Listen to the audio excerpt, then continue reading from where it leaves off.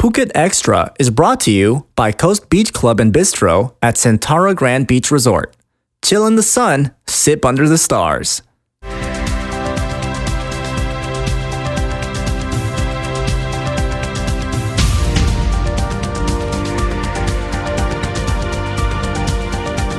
Sawadee krap and welcome to Phuket Extra, brought to you by Coast Beach Club and Bistro at Centara Grand Beach Resort, Phuket. I'm JP Mastanza, and here's the news you need to know. And His Majesty King Maha Vajiralongkorn yesterday ushered in Thailand's brand new constitution, which was ratified by the public last year, and elections will now go ahead for late 2018. The signing of the country's 20th constitution took place during a grand ceremony at the Ananta Samakhom Hall in Bangkok, festivities that included a 21-gun salute, beat gongs, trumpets, and more, a ceremony that had not been seen in Bangkok in about 50 years. Meanwhile, politicals are calling on the military junta to stop using Section 44 of the Interim Charter, a clause in the previous constitution that allowed Prime Minister Prayut Chan-o-cha sweeping powers to order any changes uncontested.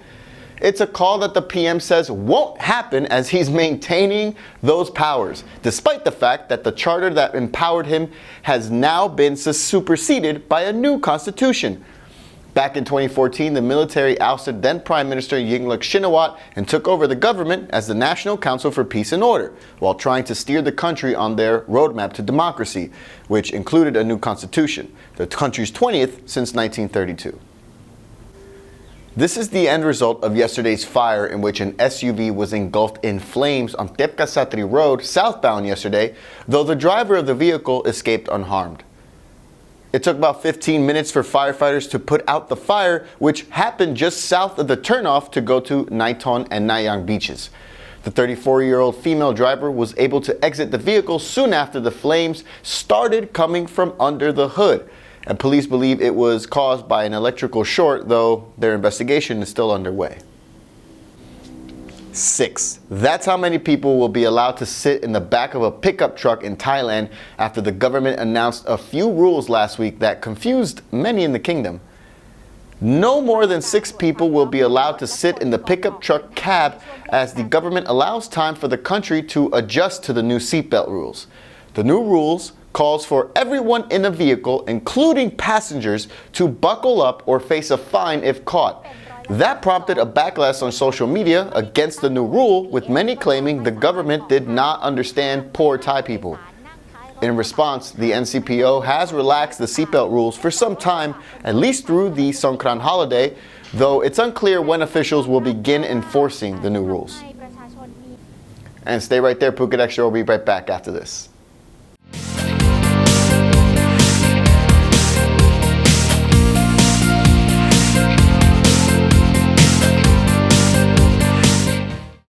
Welcome back to Phuket Extra.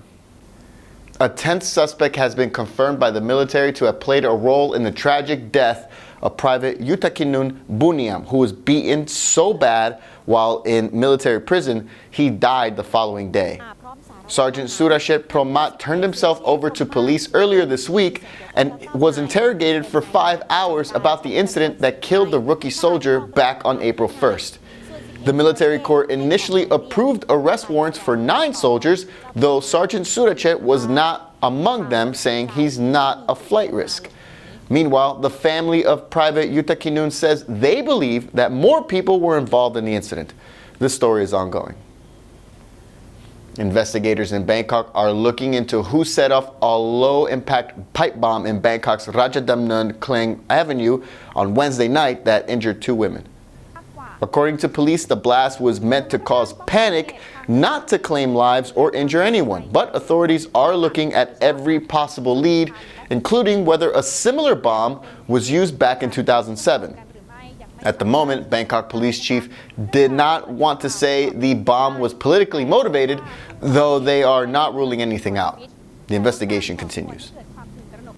And though it might not seem like a big deal to some, the country is moving towards simplifying its bureaucracy by moving towards a more digital platform and not relying so much on paper. The government aims to have at least 80% of citizen identity papers to go electronic by the end of the year, all with an eye toward making sure it's easier to process government licenses and certificates for individuals and businesses. 100 million baht is being set aside for a data center to connect all the information across state agencies, from marriage licenses to business projects to motor vehicles and more. The president of Thailand's electronic government agency says it's all to make things more efficient and easier after the government was ranked 46 out of 190 countries in the world on the Ease of Doing Business Index, something they want to improve. And that's it for Phuket Extra today. But before we go, we want to know, what are your thoughts on Thailand using less paper and going digital? Let us know in the comments. Catch us tomorrow on Phuket Extra, where we'll take a look at the top 5 stories of the week. From all of us here at the Phuket News Center, thanks for watching, and until Monday, stay classy, Phuket. This is the Phuket News. This is Novosti Phuketa, the Russian newspaper for Phuket.